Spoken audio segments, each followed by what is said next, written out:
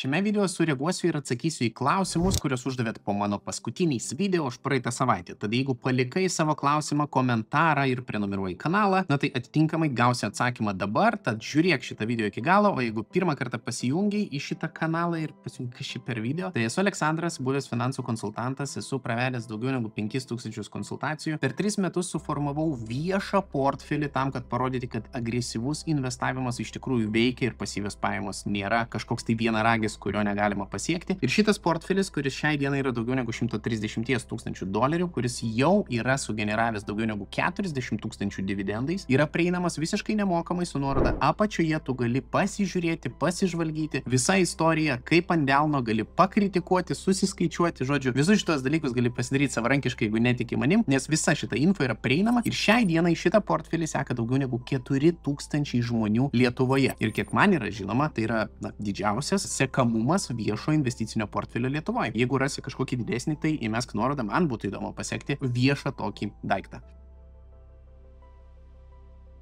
Na ir neilgai laukiant, važiuojam prie komentarų, kurie buvo palikti per paskutinę savaitę. Šiek tiek ilgiau negu savaitę ir vieną dieną. Taip, tai čia liuksas. Liuks turinys, kaip visada paminėjai, knygas. Gal mesteltum savo top 10, ką reikėtų paskaityti, suklausyti. Na, šitoje vietoje aš planavau padaryti atskirą video apie, knygas bendrai paėmus, kurios padėjo man suprasti daugybę dalykų fundamentalių ir kurios iš dalies netgi nėra susijusios su investavimu kaip investavimu. Tiesiog tai yra tam, kad suprasti verslą, kad suprasti, kodėl pardavimai, pavyzdžiui, versle yra labai svarbus, kaip generuoti tuos pačius pardavimus ir taip toliau ir panašiai. Tai yra tie dalykai, kurie padėjo man asmeniškai ir uždirbti daugiau, ir suprasti daugiau, ir po to su tuo supratimu visų investuoti pinigus irgi pelningiau negu šiaip standartinis variantas. Tai planuoju padaryti tokį video, prenumeruokit kanalą. Jeigu šiaip iš tokių, taip trumpai, pasakyti, tai turtingiausias Babilono žmogus, pinigų psichologija, Reidalijo principai, toliau Alex Hormozy 100 million offers, 100 million leads. Norėjau kol kas šitas knygas sakyčiau. Po to dar padarysiu tą išsamesnį variantą knygų bendrai apie ne tik finansus, bet ir apie kitus dalykus. Čia yra tokias, kur greitai labai prisimenu. Ir 48 Laws of Power. Tai irgi yra labai svarbi mano galva knyga. Gerai. Diary of a CEO, Steveno Bartleto irgi yra labai fainas variantas. O kaip apeiti, kad galėtum nusipirkti tik kuku, nes dabar brokeriai neleidžia pirkti EU, čia ne profam mažesniais portfeliais. Tai realiai yra QQQ3 variantas, tai gali pasidomėti, jeigu atkeliausim į vertybinių popierių sąskaitą, atkeliaujam į priekybą savo ir žiūrim QQQ3. Va čia yra europinis. Realiai, jeigu aš ateičiau į backtest, value investing, tai sakykime tas pats tikeris, pagal tikerius 1000 eurų investuota, tik QQQ pasirenku, kaip vienas iš variantų. Antras yra QQQ3. Taip, tai čia bus London Stock Exchange. Taip, portfolio bus 100% čia. Tai portfolio 1 bus tik QQQ, portfolio 2 bus QQQ3. Ir tada darom backtest portfolijos. Ir šitoje vietoje matom, kad realiai portfolio 2 tai yra tas portfolio, kuris yra QQQ3. Netgi lenkia tik QQQ šiek tiek dėl valiutų skirtumų. Nėra ten labai daug, tai yra 3000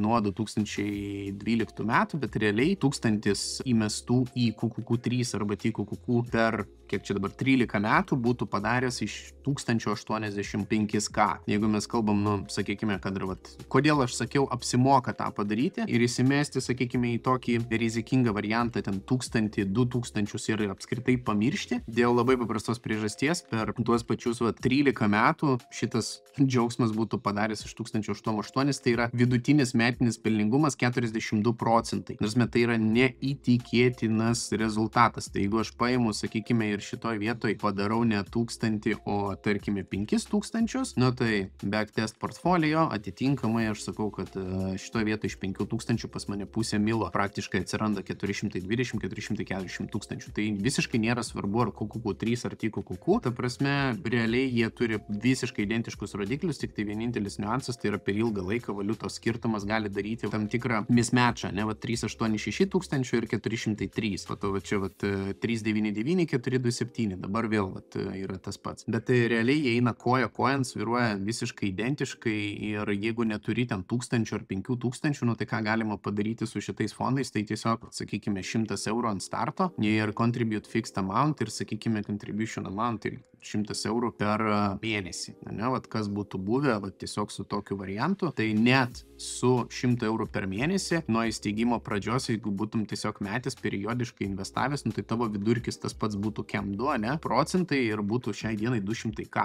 Fondo valdytojai sako, kad aš esu beprotis rodydamas tokius skaičius, bet tai yra skaičiai, kurie parimti tikrais faktiniais duomenim. Tai yra neišgalvoti skaičiai, ne projekcija, ne kažkas, tai yra faktiniai duomenys. Tai jeigu nori tokių skaičių, valio, tačiau kur yra problema, tai kad tu turėtum laikyti savo portfelį, nuvažiavusi iki 185 tūkstančių ir po to suvažiavusi atgal iki 39 tūkstančių. Klausimas, ar tau užtektų emocinio intelekto, ne, šitoje vietoje atlaikyti tokį lygio svyravimą, nes tai yra 150 tūkstančių svyravimas žemyn. Nemanau, kad žmogus su vidutiniu Lietuvos darbo užmokesčiu investuojantis 100 eurų per mėnesį sugebėtų lengva ranka per 2 metus nurašyti 100 štukų į nuostolį. Tai yra psichologiškai neįmanomas mano galva dalykas, nebent tu esi padėjęs kelis tūkstančius ir pamiršęs apskritai, ne, apie juos ir sakai, aš atrakinsiu juos tik tai po 15 metų. That's fine. Tai dėl tos priežasties aš sakyčiau, kad ne kiekvienam šitą strategiją, bet tiesiog visi, kas nori pradėti ir turėti išskirtinius rezultatus, reikės prisimti išskirtinę riziką, suprasti tai, ką darot irgi išskirtinai ir tikėti savo strategiją irgi išskirtinai. Tada turėsit išskirtinį rezultatą. Koks StarkTer? Ačiū. Nežinau. Nesidomėjau, koks yra jų tas turto valdymo mokestis. Šiaip ir nebuvo jo nurodyta, kadangi tai yra akcija, tai nėra fondas, tai yra akcija, tai jie neprivalo parodyti šitos dalies. Ir jo labiau Kidas netgi JAV vis tiek neparodo šitų dalykų. Taip, S&P 500 sudaro apie 8 US akcijų rinkos apie 5 trilijonų market cap. Top 20 iš S&P sudaro apie 5% viso indekso, tai yra apie 25 trilijonus market cap. S&P buvo 13% vidutiniškai paskutinius 10 metų kasmet, S&P 20 buvo 17 kasmet. 4% skirtumas per metus yra pakankamai nemažai, nes vien tech sektorius tempia viską į viršų, bet ne tik tai, kad S&P 20 sudaro 7 sektoriai, bet S&P 500 sudaro 11 sektorių, o jeigu krenta, tai S&P 20 krenta šiek tiek daugiau, bet nėra labai reikšmingo skirtumo. Na, žodžiu, idėja yra labai paprastai, labai smagu, kad surašei visus šitos dalykus ir čia buvo kalba apie S&P 20 ir S&P 500. Tai mano galva, ir apskritai aš dariau backtestus nuo 85 metų, tai buvo laikotarpiu, kai S&P 20 sudarė tik tai realiai apie 20% viso S&P 500 indekso ir mažos kompanijos dominavo ir augo daug labiau. Ir dažniausiai tai buvo cikliška, tai buvo 2 kartus ir jeigu pasižiūrėti, būtent kai top 20 išauga labai stipriai, na tai atitinkamai tada tos mažosios kompanijos lieka nuošaly ir tada tas ciklas pasikeičia, mažosios kompanijos pradeda augti daug labiau, o S&P 20 kaip tik stagnuoja. Ir šitoje vietoje aš sakyčiau, kad dabar yra geras laikas, jeigu norisi neuždirbti iš S&P 20, o kaip tik jį suakumuliuoti su mintimi, kad jis underperformance, tai yra jam prasčiau seksis palyginti su kita rinka, nes tai yra geras momentas. Ir toliau, kai tos 20 kompanijų vėl pradės važiuoti į viršų, na tai atitinkamai mes ir uždirbsim. Tai negalvokit apie tai, kad jeigu aš kalbu apie šitą ETF-ą, tai kad jisai ir performance ateityje. Ne, mano mąstymas yra šiek tiek kitoks. Aš norėčiau akumuliuoti tam tikras kompanijas tol, kol jos nėra prie all-time highs, ne, ir kai sektorius nėra išpūstas ir aš noriu supirkinėti dipą. Tai atitinkamai, jeigu aš noriu supirkinėti dipą, ką aš darau, aš pradedu įeidinėti į rinką praktiškai aukščiausiame taške ir aš sąmoningai pasiruošęs turėti tam tikrą nerealizuotą, galbūt net ir nuostolį ir vidurkinti kainą su mintimi, kad vis tiek tos 20 kompanijų, nes tai yra indeksas, ne, 20 kompanijų, vis tiek jos bus ir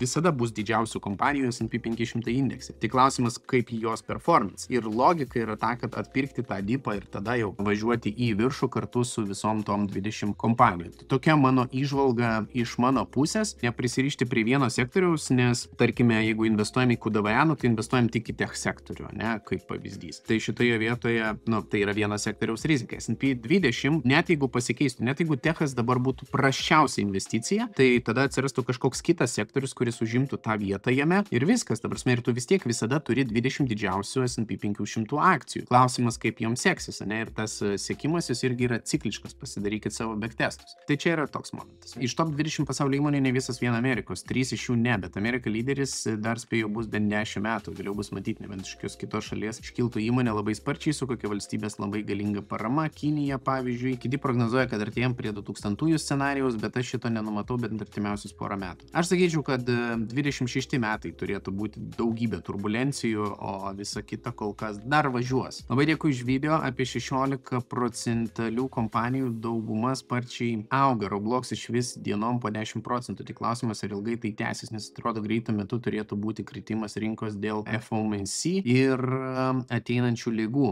Dėl lygos tikslios info neradau, bet mačiau, kad kažkoks gripas ateina atseit. Ką manai, ar būtų galima tikėtis rinkos kritimų greitų metų? Tai aišku, galima būtų tikėtis rinkos kritimų greitų metų ir jie neišvengiamai bus. Vienintelis dalykas, kas yra neišvengiama, tai yra rinkos korekcijos, nes rinka negali augti stabiliai vien kaip ant mielių. Ne? Kuro kainas pradės kilti Europoje, tai geriau įsigyti kokios nors akcijos Europos? Na, nebūtinai. Ar gerai supratau, jei aišku nori įsigyti, ar tik bandau pasitvirtinti, kad blogai nesuprasčiau? Ne, tai yra ne dėl to. Aš sakau, kad Europos apskritai, jeigu žiūrėt mano ten kitus video, tai aš nesu Europos mėgėjas, aš vienintelę akciją, kurią turiu iš Europos, tai yra SML Holdings, iš Nyderlandų, viskas, daugiau aš Europos kompanijų neturiu, nes vėlgi tas EU ir US sandoris, tai yra, jis atskleidžia, ant kiek mes esam prastoje padėtyje. Mačiau, pardavė TSL3 su minusu, nebenori rizikuoti ir nepasitikė Elonu, tai atsakiau į šitą klausimą per naujienų video savo, tai tiesiog, kad ilgai laukti nereikėtų, atsukit mano naujienų video praeitos savaitės. Gal būtų gera idėja, bet būtų įdomu išgirsti daugiau apie Bitcoiną, pamatyti, per kur perkat, kiek turit kriptą ir taip toliau. Tai kiek turiu kriptą, jūs nepamatysit, nes šito aš nedisclosinsiu, nes tai yra dalis mano bendro portfelio. Per kur perku, tai perku per kelias platformas, tai kuo naudojasi, tai yra Krakenas, kuo naudojasi, tai yra Kraken, Coinbase ir dabar Freedom24, tai esu parodęs, kaip nusipirkti tą patį kripto, ne, bet tai, kad aš parodyčiau jums kripto portfelį, tai galit pamiršti iš karto, galiu pasakyti. Kodėl negaunu pranešimų, kaip pirki ir parduodi akcijus, kur gali būti bėda? Nežinau, bet tugi ką tik rašai, kad gavai pranešimą, kad aš pardaviau TSL3. Tai vadinasi, viskas veikia. Šiaip suportui tada parašai. Privalomas į AI spėjimus bei įvertinimus reikia žiūrėti atsargiai ir jais aklai nepasitikėti. Komentaras. Jo, tu vėl ne iš tos kojas išlipai iš lovos ziksai. Sveikas, esi kalbėjęs apie 10 mėnesių strategiją, gal gali linką atsiųsti, ieškojau per tavo video, niekur nerandu. Aš nepamenu, kaip video vadinasi, su strategija visai nesenai, tai jeigu kažkas prisimenat, kaip vadinasi šitas video, įmeskit man tai nuorodą. Šiaip praseik per paskutinės, ten buvo QQQ3, jo, buvo ta strategija tikrai aprašyta viename iš video. Dėkui už apžvalgą, daugiau tokių prašom, matai kaip fainai. Ir čia yra VUPas, tai yra šita apyrankė, tai yra, kuri seka visus mano dalykus, rodiklius ir taip toliau ir panašiai. Ir šiaip pastebėjau, kad iš tikrųjų žiauriai gerus insightus paduoda, tai yra, įžvalgas apie tai, ką aš darau, kaip aš elgiuosi ir kada aš turėčiau eiti miegoti ir taip toliau. Ir sekant rekomendacijas, aš sugebėjau dabar pasikelti savo miego kokybę, nors recovery, nuo vidutinio apie 50 ten kažkiek iki 70% su viršum ir paskutinės kelios dienos iš viso buvo 7,4, 9,7 ir 9,8. Tai yra organizmas absoliučiai atsistatė ir man net rašė, kad mano atsistatymas yra pagerėjęs vos ne 70% bendrame kontekste ir iš tikrųjų aš jaučiuosi daug geriau ir, jeigu būčiau žinojęs anksčiau, tai anksčiau būčiau šitą daiktą įsigijęs. Tai va, tai pasižiūrėkit, ta prasme, tą video ir, tikrai labai džiaugiuosi daiktų. Video geras, bet atsiliepimai apie VUP. Tokie. Kokie, žinai, Tommy Wolf, kokie tie atsiliepimai apie tą VUPą? Nors mano atsiliepimas yra ypatingai geras, ta prasme, o tu jeigu nenaudoji, tai, žinai, kol tu nepanaudosi, pats nelabai yra kas su tam diskutuoti. Aš naudoju Garmin Fenix 8, viską rodo puikiai, miegas labai svarbu. Aš einu miegoti 10 valandą, keliuosi 6, jau daug metų, organizmas pripratęs prie tokio režimo ir puikiai atsistato. Jeigu einu miegoti vėliau, tai 11 valandą mane jau junginėja ir kitą dieną jaučiasi nuovargis. Visiškai logiška. Man užtenka ten 20 minučių užsivėlinti ir aš jau matau, kad jau man meta warningus, kad miegosi prastai. Atradau tave labai greit, nes pradėjau domėtis investavimu tik 2-3 savaitės prieš. Esu patenkintas tavo video ir tikrai yra ko pasimokinti. Ačiū tau, daug tavo video peržiūrėti reikės. Ačiū tau. Taip, atrodo tikrai įmantriai ir apgalvoti, bet greičiausiai veiks tik tiem, kas visur neatsiskaitinėja grinais, kadangi naudoja daug visokių AI, turbūt teko naudotis Google Gemini Deep Research, teko girdėti, kad jis šiuo metu lyg geriausias. Aiblema čia su tais, kas yra geriausias rinkoje su AI-om, tai Grokas geriausias, tai Perplexity geriausias, tai Claude'as kokį ten atnaujinimą išleidžia, tai Gemini'us, nu ta prasme, tai čia GPT, tai whatever. Aš naudoju visus, Gemini aš nenaudoju Deep Research, aš naudoju Perplexity, Claude'ą ir ChatGPT. Man to kol kas pilnai užtenka, visi šitie trys, jie turi savo paskirtis, kiekvienas pas mane lentynėlėje ir tiek. Kavą geriu tik iki 14 valandos, vėliau tik žalelio arbatą, sportuoju rytais. High five, aš irgi tą patį darau, tai vat. Oura Ringas geriausias ir tiksliausias iš visų šitų žaisliukų. Oura Ringas geriausias ir tiksliausias tik miegui, kitiem rodikliam ne taip. Tai teko pabendrauti su tai žmonėm, kas turi Oura Ringą, Whoopą, panašiai. Tai atsiliepimai yra iš realiai tų žmonių, kurie, taip sakant, naudojasi. Tai Oura Ringas yra realiai tik tai miegui sekti ir tavo tiem parametram. Tai čia daug gerų komentarų trumpų. Labai ačiū jums, kad pakomentuojat. O kaip gauti paskolą kaip NT su tokiom sąlygom, kad nusipirkt SPY už visus? Tai labai, kaip čia pasakyti, tau nereikia tas paskolos gauti. Ką tu darai, tai tu jeigu nori užsisvertinti, ne, tai tu ką darai, tai tu imi kreditą. Sakykime, ir įneši 15%, ten 15 tūkstančių paimkime, ne? Nu tai 15 tūkstančių įnešęs į pradinį įnašą gali, sakykime, gauti kreditą dar 8-5 tūkstančius on top. Nu tai tavas ten LTV, ne, gaunasi 8-5%. Čia tu taip neužsisvertinsi, čia mano toks logiškas dalykas iki 3 kartų, ne, pasiimti ir iki 3 kartų, ką tai reiškia, kad tu perki trigubos sverto tą patį, vat, kaip pavyzdys, Nasdaq'ą, ne, arba trigubos sverto S&P 500. Ir jeigu mes ateinam į tą patį backtest portfolio, tai ir padarom kaip pavyzdys, ne, tą patį TQQQ, dabar išimsiu šituos daiktus. Nu ir sakykime, mes suinvestuojam 15 tūkstančių, ne, vat ant pradžių. Monthly, čia po to nieko nededam, 15 štukų vietoj pradinio įnašo. Nu tai atitinkamai, ką mes turim iš 15 štukų 2 lemus. Nu, tarsi nuo 2010 metų. Tai tu nori man pasakyti, kad 100 tūkstančių nekilnojamas turtas, kuris būtų buvęs įsigytas 2010 metais su kreditu, dabar būtų kainavęs 3 milijonus, be šansų aplenkti. Ta prasme, jeigu tu lygini svertinius aktyvus, nu, ta prasme, ir tu lygini NT paimtą su svertu, naudok svertinius ETF-us backtestui. Jeigu tu lygini tiesiog nupirktą už kešą, nu tai atitinkamai naudoji tiesiog nupirktą už kešą. Bet per 15 metų aš nesu matęs nei vieno NT, kuris suvažiuotų nuo 100 gabalų iki 3 milijonų. Tarsi tiesiog nupirkus ir pamiršus. Šitoj vietoj net prašiausių momentų, tai yra, nu gerai, netgi paimkim čia COVID krizę 2023, net per COVID krizę 384. Nu tai realiai 100 štukų NT beveik iki 400 štukų būtų nuvažiavęs. Tai net jeigu tu prašiausiame taške būtum pardavęs po vieno labiausiai didžiausių kritimų rinkos istorijoje ir sparčiausių kritimų rinkos istorijoje, tu vis tiek būtum 4 kartus, tu prasme, kaip čia ne 4 kartus, o 384, tai gerai, būtas pabrangtų dvigubai, tarkime, ne, iki COVID. Whatsoever, vis tiek, tu prasme, be šansų tau laikyti, taip sakant, tokį pelningumą su nekilnojimu turtu. Su mintimi, kad čia tiesiog nupirkau ir pamiršau. Tai jeigu lyginat svertinius dalykus, tai lyginkit su svertiniais dalykais, jeigu naudojat svertą ir pamatysit, kad svertiniai tada iš viso padeda į pavėsį bet kurį ant tai investavimą. Tiesiog ir dabar nepatiks šitą žinutę jums, bet nors šūds gaunasi. Taip sakant. Pirmi 2 įdomus, bet manau, kad čia gali būti atvirkštinė koreliacija, nes sportas sukelia didesnės pajamos, leidžia sportuoti, kalbant apie, eziksai. Ne. Ir visiškai su tam nesitinku. Kalbant apie tokį AI panaudojimą, jeigu tai prarandi aktualius segmentus, kodėl iš vis kažką žiūrėti, o ne tiesiog skaityti tą transkripto vietą. Jei argumentas klausyti greičiau nei skaityti, tai yra visokių read out loud įrankių. O jei NT plus nuoma versus S&P 500, tai NT plus nuoma versus S&P 500, tai lygiai tas pats. Ta prasme, jeigu tu imi dividends reinvested, ne, kaip pavyzdys, tai irgi padeda į pavėsį. Tai šitoje vietoje jūs galit man rašyti, ką jūs norit, ta prasme, bet tiesiog visi backtestai rodo, kad NT nėra geriausia investicija. NT yra geriausia turto išsaugojimo mašina, kai tu jau turi krūvą pinigų ir tau reikia mokesčio optimizavimo per NT.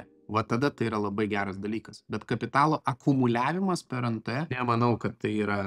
Taip yra sėkmės istorijų, kas ten yra padarė, bet tai yra darbas. Nu, ta prasme, mes nekalbam apie darbą. Jeigu aš sėdžiu rinkoje ir dirbu, tai aš rinkoje bet kokiu atveju turėsiu didesnį pelningumą negu su NT. Niekas nebando ginčytis apie tai, kad NT nėra pati geriausia investicija efektyvumo atžvilgiu, bet tai yra labai gera ir saugi investicija. Nu, per kurią vietą saugi? Vienas sviedinys į šitą vietą, ta prasme, ir viskas. Pažiūrėk, kiek ukrainiečių yra privažiavę pas mus į Lietuvą dėl to, kad ten viskas yra nušluota delniop, ne, kaip pavyzdys. Tai, prasme, turint tokį beprotį kaimyną, NT nėra saugi investicija. Dariu keletą pastebėjimų menkos kritikos. Patikima sausa teorija apie geriausiai įmanomą atvejį investavime, kai žmogus 10-metį laikosi savo pradinį investavimo planą, yra emociškai šaltas ir nepasiduoda nei krizėms, nei norui čia ir dabar fiksuotis pelną, bandyti tradinti. Dabar žiūrėk, su nekilnojamu turtu tu nori bandyti tradinti.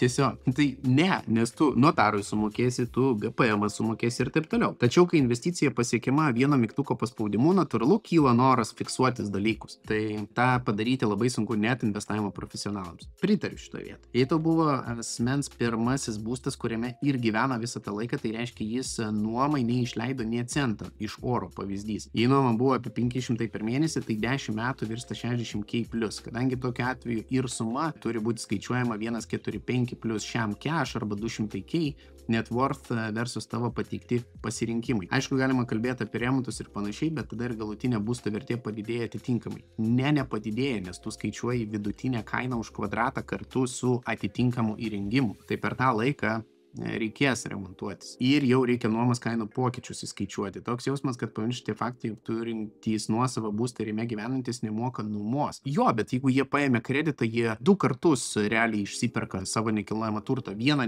nusiperka savo, kitą nuperka bankui. Problema yra ta, kad bankui jie nuperka per pirmuosius 15 metų iš 30, o savo išsiperka per paskutinius 15 metų iš 30 metų paskolos. Šiame kanale dauguma žmonių ir nori investuoti į NT, pritariu, kad jame galėtų gyventi nesukdami galvos apie nuomą. Juk nuoma ir sudaro didžiausias daugumos žmonių išlaidas ir tikrai ne visi gyvena paveldėtose būstuose, kur nei pirkti reikėjo, nei nuomos mokėti. Bet žinai, aš tau galiu pasakyti labai paprastą sprendimą. Mes nuomojamės. Mes abudu su Justina turėjom savo NT.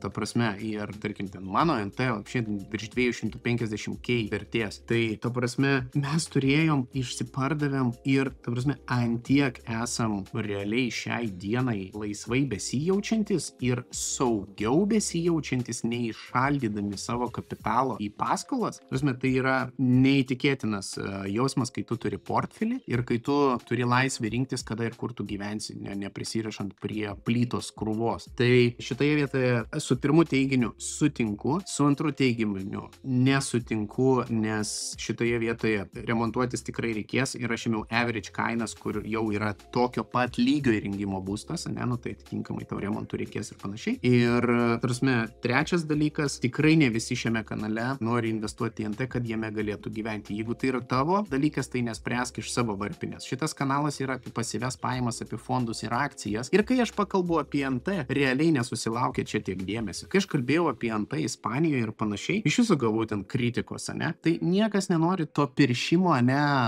Su NT aš tiesiog noriu parodyti, kad realiai mūsų tas plytos turėjimo noras yra daug svarbesnis emociškai už bet kokį Excelį ir tavo komentaras tą puikiai parodo. Labas, iškilo klausimas, tarkim, žmogus jau turi nemažą kapitalą, planuoja per 70 metų pradėti gyventi tik iš kapitalo, žino finansinės laisvės skaičių. Dilema, kaip logiškiau siekti tikslą, ar riboti vartojimą ir kaupti didesnės sumas investuojant į konservatyvius įrankius, ar per daug neribojant vartojimą investuoti mažesnę sumą kas mėnesį, bet esamą nemažą kapitalą įdarbinti į rizikingesnius, volatilesnius aktyvus, nesijaudinant dėl volatilumo, nes maža tikimybė, kad prireiks kapitalo anksčiau termino, pakankama pagalbė ir panašiai. Tai Ramūnas žiauriai geras klausimas šitoje vietoje, labai geras. Dabar išverčiu tiem, kas naujokai. Volatilumas yra rinkos, yra aktyvos sviravimas. Tai aš tokiu atveju, ką daryčiau, aš naudočiau rizikos matricą. Pirmas momentas, ne, tai rizikos matricą galima rasti antros pakopos skaičiuoklėje. Tai antra pakopa, ne, o čia ar apsimoka ar ne. Tai šitoje vietoje. Ir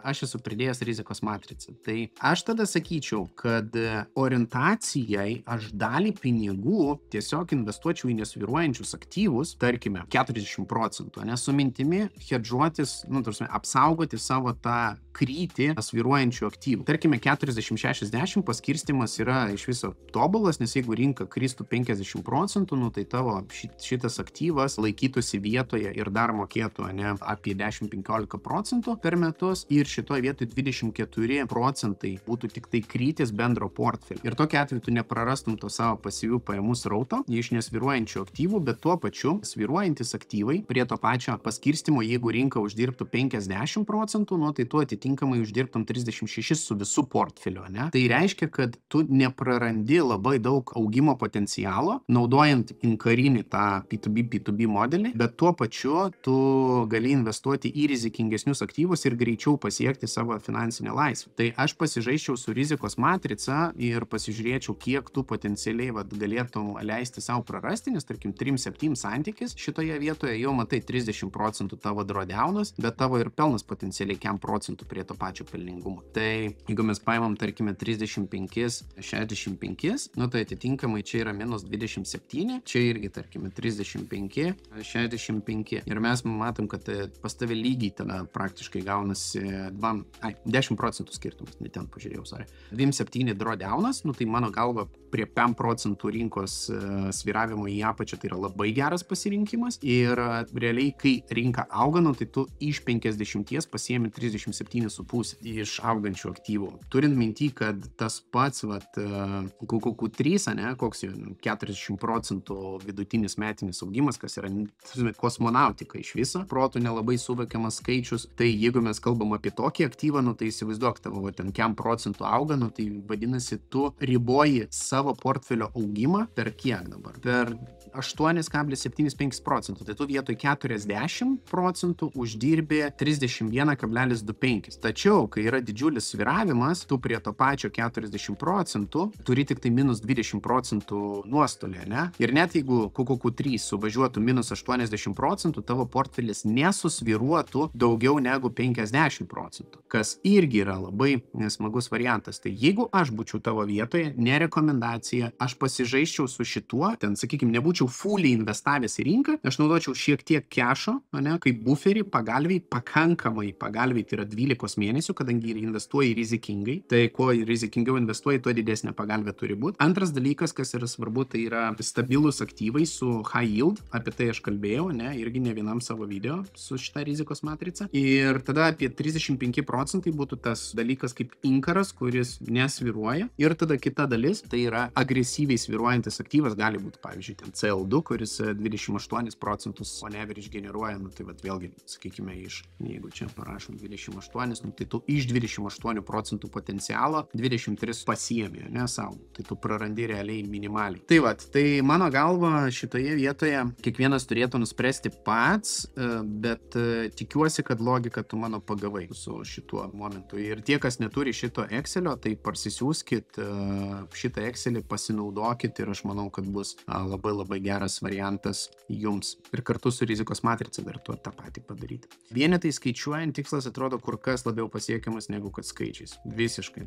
Man atrodo, kad vienetais tai iš viso čia be pigų. Vienetais man atrodo, kad kiekvienas gali pasiekti, pinigais tikrai atrodo, kad nepasiekiama, realiai kai pusiai žmonių. Čia ką, botai komentaruose pradėjo bendrauti. Tai, kad jie čia nuolat komentuoja, aš juos užhaidinu, bet jie vėl nuolat komentuoja. Taip jau nutinka. Liuksas. Ačiū, dėkui, tikrai geros įžvalgos. Prašom, šitas video susilaukia labai daug peržiūrų. Kaip manai, Global Defense fondai kils irgi? Gal Global Defense kiltų, jeigu karas būtų. Dabar, kai karas lyg ir turėtų užsibaigti, aš tikiu, kad defense fondai pastagnuos biškutį, bet tai, kad apskritai pasaulis ginkluosis, tai jo. Sveikas, puikus video. Ačiū, džiaugiuosi, kad su kolegom aptarėte mano asmeninę finansinę situaciją per RFL. Pradėjau investuoti prieš 4 mėnesius, bendra portfelio grąža 15%. Investuoju pagal jūsų kanalo rekomendacijas, nerekomendacijas. SPVL, ANAF, XDQ, ar tai geras profilio brandulys? Taip. Taip pat turiu QQQ3, prisidėjau prie tarifų krizę 5% + pliusų. Robotikos ETF ir Blackstone akcijų. Mastau ir profilis gerai diversifikuotas, nes atrodo labai daug kas priklauso nuo technologijų sektorius, ar reikėtų pridėti kokių NT fondų ar saugesnių aktyvų. Labai domina rizikingesni penny stocks ir pavienės didelio potencialo akcijos. Žiūriu beveik kiekvieną tavo video, ačiū, ir Financial Finance kanalą. Ačiū. Nes PS kažkas klausė dėl Lee Cycle kompanijos, tai ir man įdomu, jos akcijos nukrito iki nulio, kas nutiko, tikiuosi aptarsi šitos klausimus per klausimų atsakymų sesiją. Tai atsakant, ar gera diversifikacija, tai pas tave realiai XDQ sėdi per pusę persidengęs su SPYL, o šitas per pusę persidengęs su šituo. Ir realiai aš sakyčiau, kad tiesiog per daug dubliavimasi per 3 ETF-us. Tai aš siūlyčiau pasirinkti vieną, prisidėti kažką pasinaudojant tą pačią rizikos matricą ir aš manau, kad čia pakankamai tvarkingai viskas turėtų būti. Dėl Lee Cycle nežiūrėjau, bet tikėtina ją arba išpirko, arba išėmė iš biržos. Tiesiog apie ką aš irgi kalbėjau, kad tai gali būti viena iš rizikų. Tai tai daugiau kaip ir kaip. Man atrodo, kad viską daugiau darai gerai. Jeigu tu sugebėjai tinkamų laikų jau įeiti į tam tikrus aktyvus, tai nereiškia, kad tu pardavinėk dabar juos visus, ir ten sudėk vieną. Tai reiškia, kad jeigu tu pildysi toliau portfelį, tai išsigrynink savo tą strategiją, kas yra tavo core, kas yra tavo satellite, kas liečia penny stocksus, tai atitinkamai vėlgi 8% penny stocksų taip ir net kyla. Tai reiškia, kad tu turi 8 kartus iš 10 tikimybę pralaimėti. Bet kai laimi, tai laimi labai stipriai. Keistas palyginimas 97-2000 nebuvo IT akcijų kritimo, jis buvo 2000-aisiais, 2002, 2007, 2008. Tai taip, jisai taip ir buvo, o aš kalbėjau apie pavažiavimą į viršų. Puikios įžvalgos, prašom. Ne visai į temą, bet kaip jūsų nuomonė 25 metų pradžioje įsigalios galimybė pasitraukti iš antros pensijų pakopos gali paveikti Lietuvos akcijų biržą? Niekaip. Jei reikšminga dalis gyventojų nuspręs atsiimti lėšas, NT rinka tai paveiks, nes lietuviai mėgsta plytą ir jie panaudos savo antros pakopos pinigus ir naudos juos kaip pradinius įnašus susipirkti NT, kas in the end of the day, mano galva, sudarys dar didesnis kliūtis ir nepatrauklesnis sąlygas tiem žmonėm, kurie ir taip negalėjo nusipirkti, tai dabar iš viso labanaktis. Tai tiesiog. Ar galima tikėtis trumpalaikį, ilgalaikį poveikio dėl turto pardavimo pensijų fondų valdytojų pusėje? Ne, ta prasme, vis tiek jie investuoja globaliai. Tai mūsų Lietuvos BVP sudaro 0,08% viso pasaulio. Tai iš šitos vietos, jeigu iš pensijų fondų, tai 0,08. Gerai, jeigu visi fondai vienu metu paspaustų sell, tai aš tikiu, kad koks S&P 500 pajaustų per 0,001%. Ta prasme, tokį krytį. Ne. Naudoju Garmin, daugiausiai seku streso lygį ir miego kokybę. Su kvėpavimo pratimais galiu sumažinti streso lygį labai ženkliai. Šitas tai labai geras dalykas. Ir taip neišsimiegojimas tinkamą laiką ar streso kupina diena visiškai sujaukia sekančią. Nesant sąmoningam, ne tik prastai jausies kitą dieną, bet ir ilgainiui atsiras lėtinės ligos, aktyvuosi greitesnį senėjimą ir taip toliau. Nors tai ne naujiena. Neretam pavyksta sąmoningai pakeisti savo įpročius ir optimizuoti savo gyvenimą. Tai o žinai, kodėl sunkiai keičiasi tie įpročiai? Nes tu nematai rezultato. O šitas appsas man duoda tiesiog čia ir dabar jisai mane pingina, mokina, notifications meto, kad žiūrėk, tu jeigu būsi balvonas, tai tu blogai miegosi, tu trumpai gyvensi. Ir viskas, kai tave kiekvieną dieną tas pingina, kas realiai užknisa, bet tai yra sąmoningas sprendimas savo gyvenimą pakeisti ir optimizuoti. Ir, kada kam nors buvo lengva keisti savo gyvenimą, savo įpročius ir savo, kad ir gyvenamąją vietą, ne? Nėra labai lengva. Nėra labai patogu, bet tai yra reikalinga. Ir kai darai sunkius dalykus, tada gyvenimas yra lengvas. Kai darai lengvus dalykus, tada gyvenimas eventually pasidaro labai sunkus arba trumpas. Dėl darbo rinkos tvirtumo, tai taip neneigčiau. Buvo stipriai redaguoti non-farm payroll skaičiai, kas rodytų, kad darbo rinkos duomenimis buvo stipriai manipuliuota. Prieš kelias dienas buvo pakeisti duomenys ir palūkanų normas Fed turi stipriai mažinti. Taip, aš apie tai padariau video jau. Kai šitas video išėjo, nebuvo dar šitos info. Gerai papasakot apie instrumentų pasirinkimą. Ačiū Ziksui, geras komentaras. Žinai, naudingi reportažai. Ačiū, prašom. Labai smagu. Dėkui už video, mąstau pirkti keletą portfeliukų po 2-3 tūkstančius su mintimi palikti juos ramybėje ilgam laikui, pavyzdžiui, už 3K CL2, 3K QQQ3, su mintim per kokį vieną kitą dipą retkarčiais minimaliai juos papildyti. Gal dar turi kažkokių panašių idėjų, norėtųsi gal kokį 1-2 panašius portfeliukus sugeneruoti ir tegul guli savo. Laikas parodys, ar pavyks kažką su jais, kaip rodo backtestai, laimėti ar ne. Iš tokių, kur super high risk, set and forget, tai aš sakyčiau jau 3000 CL2 super, 3000 QQQ3 super. Ką aš asmeniškai pridėčiau, tai yra dvigubo sverto Bitcoino ETF-as, bet jį reikėtų gaudyti per opcionus ir tai yra Bitaxas, kurio turiu pas save 101 vienetą, bet tada tau reikėtų ne 3000, kaip minimum 6000, ne? Nu, ta prasme, kad įsimestum, nes bent jau šiai dienai jisai kainuoja 63. Gali būti, kad padropins Bitcoinas ir jisai kainuos kokius 20-30, tai atitinkamai aš tada jo pasistengčiau per opcionus nupirkti ir viskas, ir palikti, prasme, ramybei. Tai va, tai čia irgi vienas iš tokių mano variantų, į kurį dairausi, sakau, 100 vienetų pats turiu ir 100 vienetų tik tai čia turiu, kitur dar ir nupirkta gerokai daugiau. Tai mintis yra tokia. Tai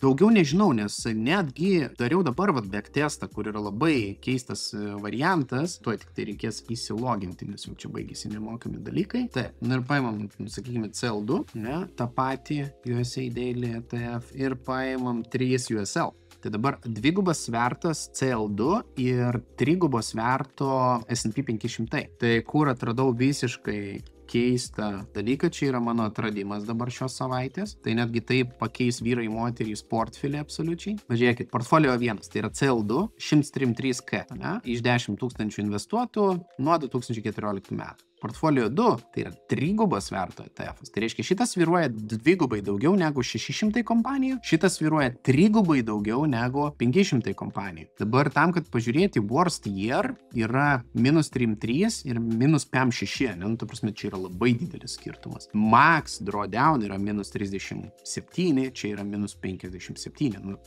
gerai, sakykime, 3,8, 5,8. Tai yra žiauriai daug, nes bendrai paėmus, nu, ta prasme, tam, kad atsistatyti iš -38, nu, tai reikia uždirbti apie 60-70%. Tam, kad atsistatyti iš -58, reikia uždirbti 120 beveik procentų. Atgal. Tai yra tam, kad po tokio drawdowno atsistatyti nulį. Tai ta prasme, šitoj vietoj pagal risk-reward ratio, mano galva, nu, žiūrėkit, per kiek čia 11 metų, trigubos sverto S&P 500 absoliučiai nei kiek toliau nenuvažiavo negu dvigubos sverto 600 kompanijų. Tai lems mano pokyčius vyrai moterys portfelyje ir jeigu kažkas turi jau dabar pasifiksavęs pliusą 3 USL ETF, tai aš taip nerekomendacijai, bet tai ką aš asmeniškai padarysiu, aš jo atsikratysiu ir išmesiu, permesiu pinigus į CL2 grinai per risk versus reward faktorių ir paliksiu QQQ3, ne, kitą variantą. Va tai tau, ne, taip sakant, įdomus visai variantas šitoje vietoje. Tai jo, čia irgi geras klausimas. Klausimas, kaip su BTC priklausimu, kai jį nusipirkė ir eina išsivesti iš brokerio. Nu, aš žinau, kad sąskaitos papildymas skaitmeniniu turtu, nu, tai tu gali papildyti į savo tą Wallet Solutions realiai tikruoju skaitmeniniu turtu ir jį išsivesti. Reikės pabandyti, dar nebandžiau, tai tiesiog pabandysiu, pasižiūrėsiu ir papasakosiu. Matau, kad labai daug komentarų susilaukė šitas dalykas, tai jo. Tai ko aš atsakymus minėjai plačiai išskaidyto fondo ETF pirkimą, bet visa esmė, kad ir pats tas fondas iš principo gali būti skemas, juk Madoff kompanija siūlė asset management iš esmės tą patį ką BlackRock ir kiti, kurie siūlo šios pačius ETF. Kalbant apie diskusiją, nemaniau, jog tau taip smarkiai trukdys tai, kad dar neturiu pakankamai žinių. Pirki Bybit biržą ir persimesti šaltą piniginę ir miegi ramiai. Taip, investor -98, čia klaida, nes ant visų tą patį rašo MSN Money. Investor -98 procentai. Nežinau, apie ką tu kalbė. Geras, nežinojau, dėkui, prašau. Jo, grįžtant prie tavo komentaro, Ziksai. Taip, ta prasme, jeigu tu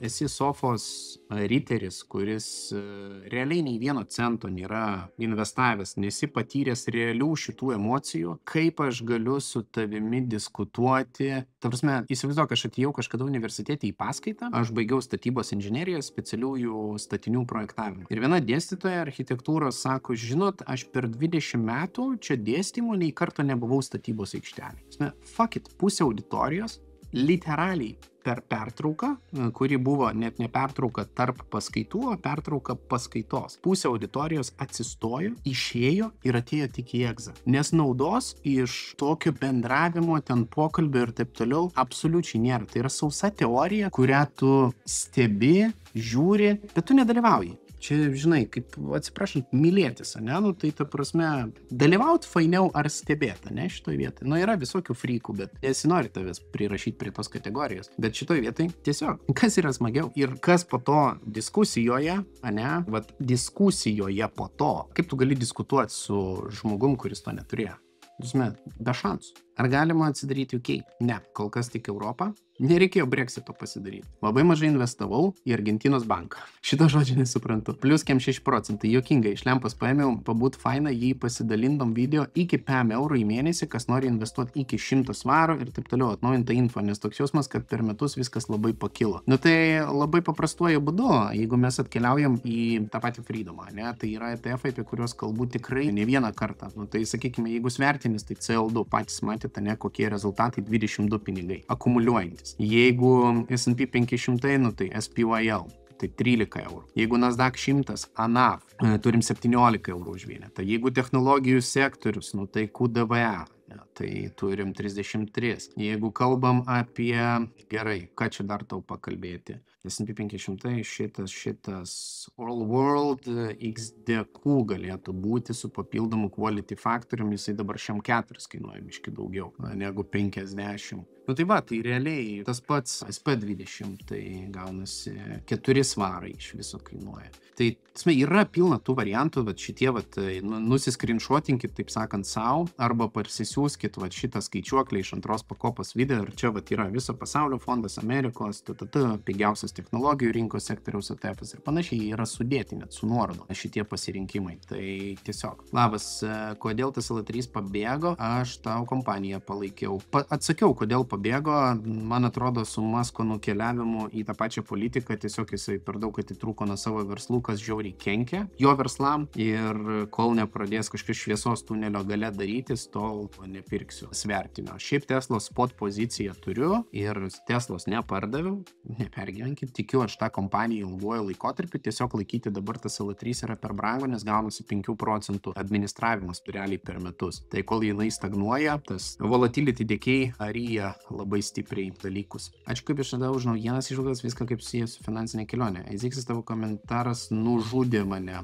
Tiek laiko įdėjęs esi šitame kanale, bet tavo portfelis apvalus 0. Pradėkit darbinti pinigus, o tai liksi mūsų sekandės. 2 metai, kaip esu atradęs Aleksandro kanalą, per tuos 2 metus portfelis jau 50 000, kas mane labai džiugina. Na, matai, ne tik mane nustebino, ne šitą vietą. Iš šio video labiausiai šokiravo šio kanalo vieno aktyviausių komentatorių prisipažinimas, kad nieko neinvestuoja, tik komentuoja. Važiuokit, va. Tarsi ne tik mane, noriu labiau įsigilinti ir tik tada pradėti. Tai eilinis pasiteisinimas. Teoriškai galėjo sukaupti nemažą portfelio, praktiškai tik šnipštas ir filosofiniai išvedžiojimai. Aš domiuosi itin intensyviai apie investavimą tik nuo 2024 rugpjūčio. Tuoj bus metų jubiliejus. Žinias taikau praktiškai. Baigiu Mindaugo Navicko kursą, išmokau analizuoti akcijas. Beje, apie Navicko kursą, tai ten su mano pavardė dar 7 eurų nuolaida gausis. Pradėjau opcionais domėti, su jais jau turiu įsigytų JAV aktyvų. Rudenį planuoju pasimokyti privačioje grupėje apie opcionus. Vėlgi, žinias iškart pritaikyti praktiškai. Walk the walk pasakymas, kuris kalba pats už save. Žinai, Ziksai, tau reikia mano nuomonės ir žmonių nuomonės. Tai va.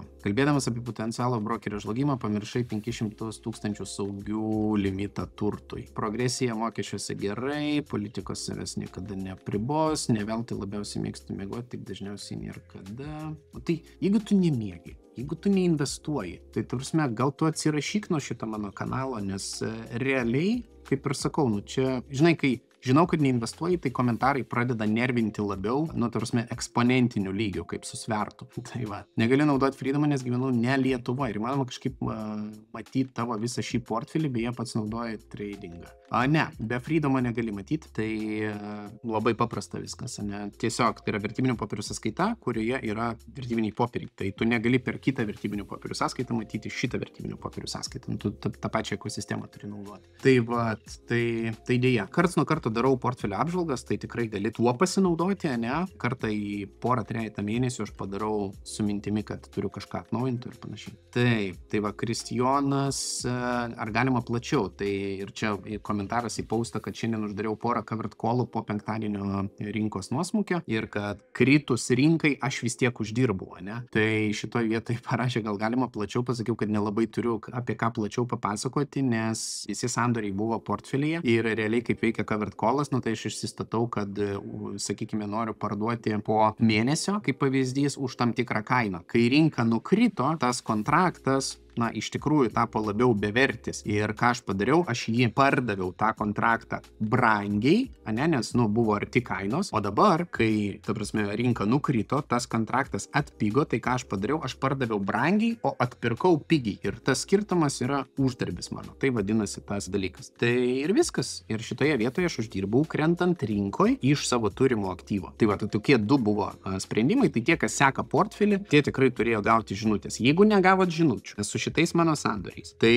atkreipkite dėmesį ir parašykit suportui būtinai. Gali būti, kad reikės atsirašyti ir per naują prisirašyti prie portfelio, bet nemanau, kad tai bus esmė. Dėkui už video, prašom, tikrai įdomi platforma, tačiau jaučiausi jaukiau, jeigu jį veiktų su licencija. Na tai žinai, čia visada tai būna. Tai yra premiumas, tai yra uždarbis daugiau negu uždirbtum vidutiniškai rinkoje, atkeliauja kartu su papildomom rizikom. Ne, Aleksandrai, į A lūžta pats iš savęs. Kaip manęs tėvas klausė, kuo tave darė tėvas, aš maniau tai, ką pagalvoju kiti, bet realiai atsakymas būti žmogumi. O jokie AI niekada nepakeis žmogaus, nes mes mokame ne tik protų, bet dar ir širdim mąstyti. Kaip matematiškai skaičiuoja tu, skaičiuoja ir jis, bet kaip Simomni panet, taip ir žmogiško faktoriaus tu neaplenki su matematika. Prema, Giedriau, būk geras, rašyk taisyklingai, arba bent, kad būtų įmanoma perskaityti, nes nuoširdžiai nelabai supratau apart to, kad reikėtų būti žmogum ir kad žmogiško faktoriaus apie matematiką neaplenks, statistika aplenks. Žinai kodėl? Dėl to, kad statistika įtraukia ir žmonių elgesio modelius į save.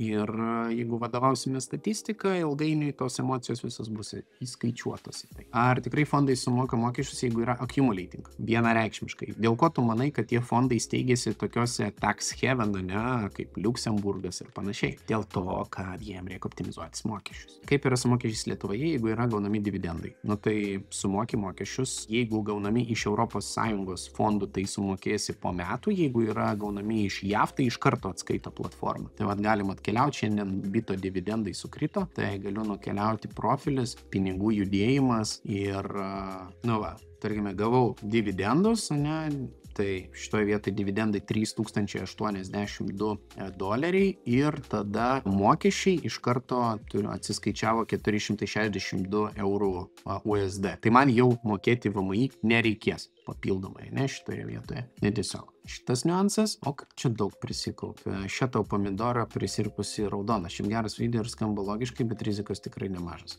Kažkaip iš tavęs pomidorai neskauda. Esant investiciniai sąskaitai, kokia nauda iš trečios pakopos, atrodo, kad jų naudos smarkiai persidengia. Žinai, persidengia, bet jeigu tu pasižiūrėtum, kuo yra smagiau trečia pakopa, tai kad gali apskritai visą kapitalą atsiimti be prieaugio pensinio laikotarpiu. Jeigu tu imi investicinę sąskaitą, tai galėsi atsiimti tik tais tiek, kiek tu įdėjai, be pelno mokesčio. Visą kitą tą pelną vis tiek apmokestins. Neapmokestins tik tai pakeliui, ne iki to. Tai vat čia yra niuansas. Čia yra būtent tai, kad patenka po mano minėtais visi kas ir kaip, kuriuos sieksiu išsiaiškinti, kaip pradėdamas. Beje, 899 nepatvirtino. Eziksas maniau jau bus su kokia pusė lemo portfeliu, pasirodo su nuliniu. Tai va. MSN Money grybauja su investiciniais, ant daugumos pozicijų rodo, kad išėjo 98%. Nežinau, čia tikriausiai tada vadinasi grybauja. Per kurį labiau apsimoka pirkti ir laikyti platformoje BTC ar per Krakeną ar Freedom 24. Tai bendrai paėmus, kiek aš mačiau komisinių prasme, Freedomas labai gerai atrodo, spredo prasme, lyg ir Kraken Pro turėtų geriau atrodyti. Tai nelyginau dar, aš tiesiog testavau funkcionalą, pasižiūrėjau į funkcionalą, veikia, valio, kad veikia ir tiek žinių. Kol kas tiek, video turėjo išeiti šeštadienį šitas apie kripto detalesnis, tai ten matysis spredas, tai galima bus po to palyginti su Krakeno spredu ir tada galima bus priimti sprendimą. Kol kas aš sakyčiau, mano pasirinkimas yra pirkti ir laikyti cold walletį, tai pigesnio negu Krakenas aš šiai dienai nesu atradęs ir greitesnio, nes pavedimas yra momentinis, bendrai paėmus į patį Krakeną ir atgal. Ir mokesčiai yra tikrai minimalus, ten euras, 2-3 eurai už užpirkimą, kalbant apie tūkstančiais užpirkimą. Tai nežinau kaip su Freedomu, nes pirkau tik už 100 eurų, tai gavosi komisinis pagal mane 33 centai, tai 0,3%, kas yra nuo 1000 eurų 3 eurai būtų, lygiai tas pats, kas Krakenė. Tai pasižiūrėsim, ta prasme, aš norėsiu pasinagrinėti irgi tą funkcionalą, bet mintis buvo ta, kad kai kurie žmonės nenori naudotis papildomomis platformomis ir taip toliau ir panašiai, tai yra galimybė nupirkti Freedome ir turėti, kol negalim pirkti, pavyzdžiui, Bitcoin ETF. Ten, jeigu žmogus pats nenori. Geras informatyvus video, dėkui, kaip tau su nugara ir kaklu, bendrai sveikata, sėdint ir praleidžiant tiek laiko video ir informacijai kūriant ir renkant. Viskas tvarkoj, sportuoju ir atitinkamai sportas pakoreguoja mano šitos dalykus. Tai kai esi sąmoningas, tai atitinkamai kreipi į tai dėmesį, tas užknisa, bet jo. Geras premium income fondų palyginimas, bet idėja su visko reinvestavimu neatsidėjus mokesčiam yra rizikinga, juk mokesčių mokėjimo metu aktyvo kaina gali būti nukritusi, kas verstų išsipardavinėti investicijas į minusą vien tam, kad būtų galima sumokėti mokesčius. Ką? Tik tu finansinę pagalbę turi, pavyzdžiui, tai kam jinai tau reikalinga? Kartais mokesčius sumokėti. Ne, Ziksai, žinok, nedėsiu aš to laiko. O jeigu per didelį kritimą užsipirkant opcioną ilgesniam laikotarpį, tas kontraktas gali būti vertas bele kiek po kokių metų. Taip, tik žinai, kur yra problema. Per labai didelį kritimą atšoka viksas, nors labai stipriai. Kuo didesnis viksas, tuo didesnę kainą tu pirksi opcioną. Ir gali būti, kad kai rinka nurims ir netgi tas aktyvas šiek tiek pavažiuos į viršų, tavo opciono pirkimas bus pelningesnis, nes dėl didelio volatilumo tu tiesiog sumokėsi didžiulį premiumą už opcioną, nes premiumai žiauriai šoka į viršų per didelį svyravimą. Tai kaip ir reikėtų rasti tą balansą ir aš manau, kad šitoje vietoje taip, ta prasme, jeigu pasižiūrėti, kai Google'as buvo 147 už akciją ir aš dariau video apie tai, tai tada nupirkus Google opcioną, kad ir ten metam į priekį, aš padariau į ilgalaikį portfelį, tai realiai dabar jau tas opcionas sėdi su 100% plius, o Google'as tik tai pats pakilo nuo 107 iki 195,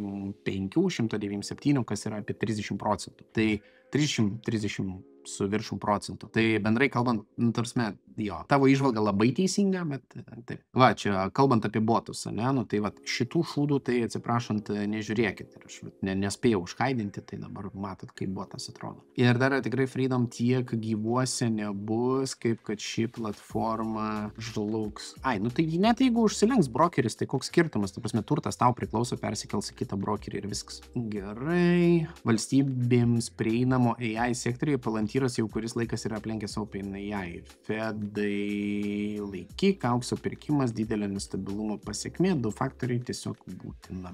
Good, taip, liuksas, ačiū, dėkui už video, taip. Planuojant trakt savo seną IGD, jis realiai likęs iš senai. Suma, kurią gausiu, bus apie 3000. Šiaip periodiškai investuoju apie 200-400 eurų per mėnesį ETF-us pagal dabartinį situaciją. Kaip rekomenduotum paskirstyti šios pinigus? Viskas, apie ką kalbu, nėra investavimo rekomendacija, o kodėl šiuo atveju BTC, bet ne, pavyzdžiui, kokie ETF ar tą patį SPIL. Tu man uždavei klausimą, aš tau atsakiau ir tu man vėl užduodi klausimą. Tai idėja BTC risk reward potencialiai, man atrodo, neproporcingas ir tiek žinių, ta prasme, tai yra kita turto klasė negu ETF-ai. Viskas. Tu skaidai per turto klasių skirtumą, jeigu jau taip. Tai žinai, toks yra atsakymas. O atsakymas buvo raštu, aš tau parašiau, dauguma nemato, nes čia išfiltruoti tie komentarai, būtent mano yra išimti, nes aš pats savo negaliu atsakyti. Tai mintis pusė į BTC, pusė galima kaip kešą laikyti galimybių rezervai ir po to, kai rinka kristels, nupirkti trigubą svertų ir pamiršti. Taip, įdomu ir aktualu, gerai, taip. Ačiū už video, ieškau ETF, kur investuotų į best Nasdaq 100 kompanijų. Tai ANAF kaina gera, bet galimas pirkimas tik eur. Ar yra, ko dar neradau, nežinočiau, kur būtų kaina panašiai iki 30 eurų ETF USD. Daug visko yra, kur plus 300 ir daugiau. Nukeliauk į Just ETF puslapį, išsifiltruok Nasdaq, show all results. Ir va tau, žinai, prašau variantų, 58 variantai, tai gali pasižiūrinėti, ne, kur tave domina. Čia yra ir ESG, čia yra va, tiesiog, sakykime, ten Nasdaq 100 230, tai nebūtinai 300 į viršų, ne, X-Trackeris, kem 6 eurai. Tai tiesiog nukeliauji čia, pasižiūri ir varai. Tai tiesiog, tikriausiai taip galima būtų pasakyti. Taip, rizikingas, bet gudriai sudėliotas portfelis. Tai kas tau trukdo rizikinga, bet gudriai sugalvota portfelį bent kažkiek pakartoti? Tai, žiūrėkit, kad ir kaip blogai skambėtų, bet nebūkit kaip Eziksas, jeigu sekat jau porą metų šitą šitą kanalą, pradėkit darbinti pinigus, nes per tuos 2 metus buvo galima iš to pačio S&P 500 uždirbti gerokai daugiau negu 20% gražą. Nepaisant to, kad buvo galima investuoti per all-time high ir taip toliau. Shitcoinas pavadinimu doleris prarado praktiškai 25% savo vertės ir realiai blogiausias dalykas, ką galima daryti, tai yra laikyti pinigus pinigais, nebent tai yra finansinė pagalbė. Ne? Visa kita privalo dirbti, mano galva, nes tik tokiu būdu mes galime padidinti savo ateities pinigų perkamąją galę versus realių pinigų tą nuvertėjimą ir pasivysime nekilnojamo turto augimą, pasivysime ir maisto augimą, kuris, pavyzdžiui, Lietuvoje pabrango per paskutinius kelis metus beveik 50%. Tai šitoje vietoje, tam, kad galima būtų ramiau miegoti ir daugiau miegoti, kalbant apie tave, Ziksai, aš siūlyčiau tau pradėti įdarbinti pinigus, nes kai tu miegosi, pinigai dirbs ir eventually pasieksi tą tašką, kai pradėsi uždirbti miegant daugiau negu savo darbe, ko tau labai labai palinkėčiau. Na, visiems kitiems susirinkit bonusus pelningo investavimo, nuorodos visos yra apačioje, tame tarpe ir į mano portfelį ir pasimatysim kituose video.